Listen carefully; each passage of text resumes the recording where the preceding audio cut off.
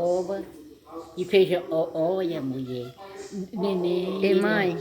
Ei, mãe. Ei, mãe. Escuta aqui, mãe. Oi, ei, quebrou, danado. Ei, mãe. Ui, mãe, Pois escuta. tranca depressa, mulher. Deixa eu- Aquela planta tá cheia de flor. É o que você tá assim desesperada? Ó, O que é que eu digo que é? ei, mãe, o seu cabelo hoje solto, hein? Ele tá molhado. Espia, gente. Ela ainda mostra o cabelão dela. Ai, eita, veinha. Vem aqui, mãe. Vamos conversar.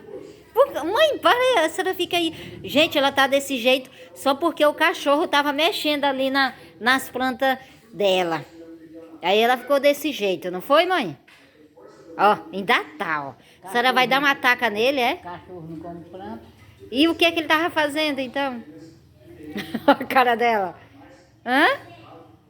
Deixa eu lavar o prato, né? Espia o cabelão dela, olha, solto, toda se achando. Hã? Eu lavei. Você lavou ele? Espia, dá tchau. Ei, mãe, vem aqui, mãe. Menino, olha. Dá tchau aí pro povo. Tchau. De trás de tudo. O cachorro da velhinha é terrível, né, mãe? Seu cachorro?